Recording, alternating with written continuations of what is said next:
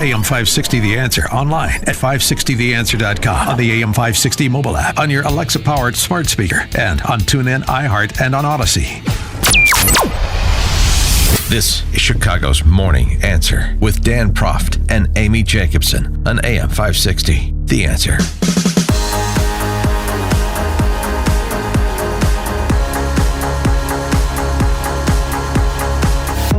Top of the morning, Dan and Amy. I wanted to go on the record on something. Yes. So this will be memorialized. I'm getting out a pen and paper right now. Yeah, I'll tweet it too, so it'll last forever, or at least until Elon Musk craters Twitter.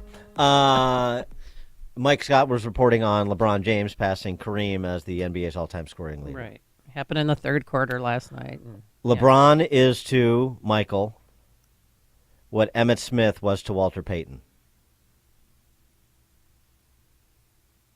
Is that your big, profound statement? Do you get it? They are lesser players with better stats. And you want me to really throw the place up for grabs? I would also say LeBron is to Jordan what Emmitt Smith was to Walter Payton, what Willie Mays was to Hank Aaron. All three couplets, lesser players with better stats. Jordan, Walter, Willie, the better players in their respective sports. What do you think about that? The stats didn't reflect it. I see what you're saying. Yeah. Lesser players right. have the better stats. What do you think about that? Coach, I like it. I like where you're going with this. All right. I just wanted to be on the record on that. Okay. All right. We can talk about that later. Now we have to talk a little bit about the big guy's State of the Union address yesterday. One piece of it that we haven't gotten to yet, but I really enjoyed was the Jekyll and Hyde when it came to Big Pharma. Big Pharma bad. Big Pharma good. Big Pharma bad with respect to insulin prices. Insulin's been around for over 100 years. The guy who invented it didn't even patent it because he wanted it to be available for everyone. It cost the drug companies roughly $10 a vial to make that insulin. Packaging and all, you may get up to $13. But Big Pharma has been unfairly charging people hundreds of dollars, $400 to $500 a month, making record profits. Not anymore. Who's laughing now? Shut up. Big Pharma good. Oh, yes. With respect to COVID vaccines. While the virus is not gone, thanks to the resilience of the American people and the ingenuity of medicine, we've broken the COVID grip on us. COVID deaths are down by 90%. We've saved millions of lives and opened up our country. We opened our country back up, and soon we'll end the public health emergency. But that's called a public health emergency. But we'll remember the toll and pain that's never going to go away. More than 1 million Americans lost their lives to COVID. 1 million. They didn't. Families grieving, children orphaned. Oh. Empty chairs at the dining room table, constantly reminding you Please, I can't take this anymore. that she used to sit there. Remembering them, we remain vigilant. We still need to monitor dozens of variants and support new vaccines and treatments. So Congress needs to fund these efforts and keep America safe. And as we emerge from this crisis stronger, we're also got to double down on prosecuting criminals who stole relief money meant to keep workers and small businesses. Yeah. And how did we lose hundreds of billions by some estimates in the relief money that was printed up because of the lax approach to the setting up of these programs and the distribution of resources, which is emblematic of the government. But, of course, they're the heroes in this story. Oh, yeah. For more on this, pleased to be joined by Congressman Bryan Steil. He is a Republican who exists just north of the Cheddar Curtain, where he represents the greater Kenosha area. Bryan, thanks for joining us again. Appreciate it. Thanks for having me on. Did you want to weigh in at all? Acting appropriately, meaning complying with our diktats, or they are not. We decide when somebody's wearing a white hat or a black hat. Big Pharma, oil and gas, and all of the other sectors that he covered last night. Well, what we continue to hear from the president was that big government, in his opinion, is good, and it's not. Speech. What are your thoughts on that? Boy, if anybody watched that speech and reached the conclusion that Joe Biden should be president until he's aged 86, they need to reset their TV reception. What we continue to see from this president is plans to spend into oblivion and nothing to have the adult conversation about how we're going to get the country back on track. And this is what is so frustrating in this chamber. But the good news is there's at least that we have 5 Republicans between one-party Democratic control and Republicans putting a check. The good news is Nancy Pelosi was not up there behind the president with a speaker's gavel. I was looking for you when they panned to the audience, and were you the congressperson with the purple hair? Was that you, or was that somebody else? Yeah, who was that? It's Rose DeLauro from Connecticut, but I just thought, I didn't know if you were doing a bit of a look change or what.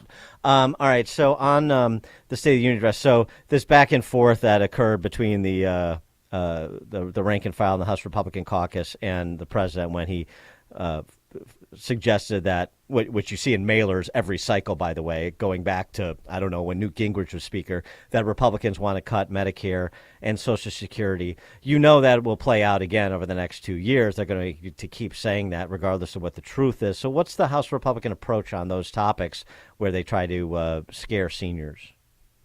Yeah, the fear-mongering when it comes to Social Security and Medicare was just incredibly disappointing last night. In fact, it's Republicans, I think, that want to protect that program more than anybody, me in particular. We need to protect Social Security and Medicare for our seniors, and it's the vast amount of new government spending that this administration shoved through in the past 2 years that actually puts those programs at risk. And so after they put the programs at risk, they realize that there's challenges in federal spending, they turn around and look for someone to blame rather than having the adult conversation of saying, look, we are not on a path to stability. How do we turn this around and get back on track? We're facing down the debt ceiling limit coming this summer. And instead of using this as an opportunity to say, look, we're going to have to take some tough medicine. We're going to have to look for areas to drive both growth and also look for areas where we can control spending. What the president did was came in and fear-mongered and played on seniors' worst fears. We need to be better than that.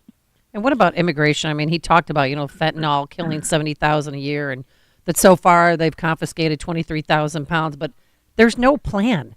And our kids are dying, and people better wake up in America to that realization that somebody is trying to kill our children.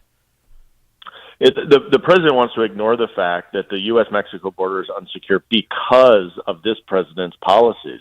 He even tried to slide in there that he was working to control the U.S.-Mexico border. Anything could be further from the truth.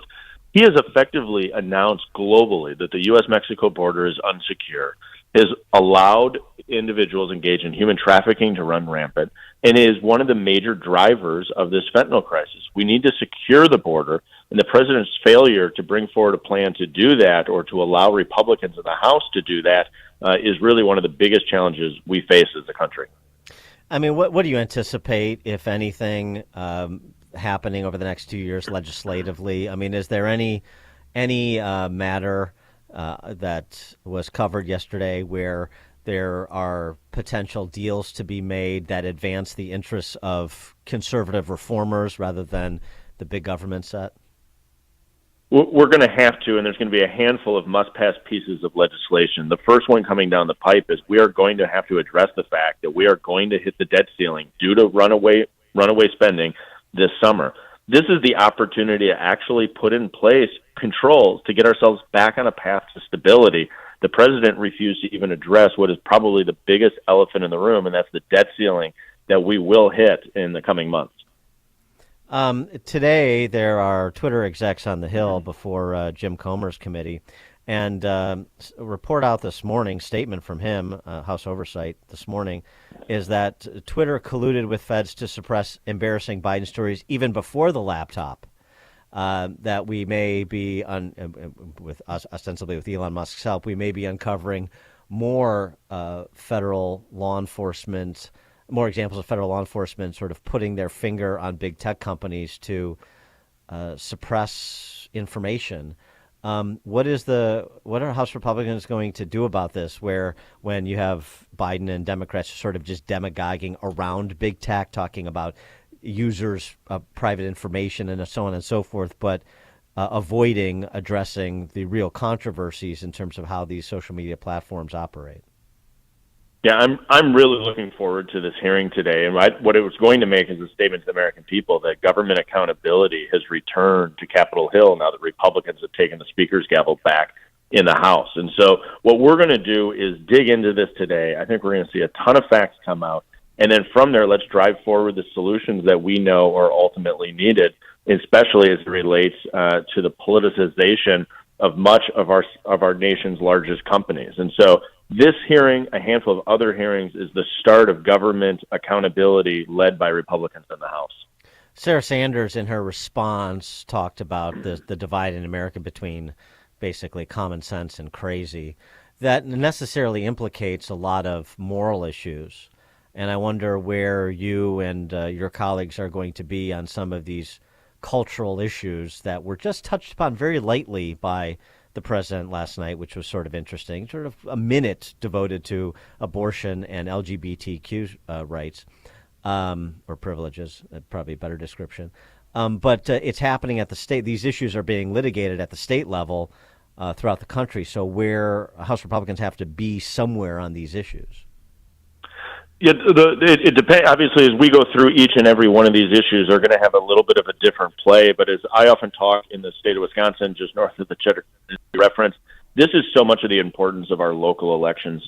So many of these decisions are made at the school board level, city council level, at the state level, and making sure individuals are out and engaged at the local election level is going to be critical. At the federal government side, often it's getting the federal government out of the way, and instead we continue to see the Biden administration try to force through one-size-fits-all approaches that don't really address the challenges we face. We saw him bring that back up as related to a host of social issues last night. He is Bryan Steil, Republican congressman from Wisconsin's 1st, right there in Kenosha area. Bryan, thanks as always for joining us. Appreciate it. Thank you. Thank you. And he joined us on our turnkey.pro answer line. You're listening to Chicago's Morning Answer with Dan Proft and Amy Jacobson on AM 560.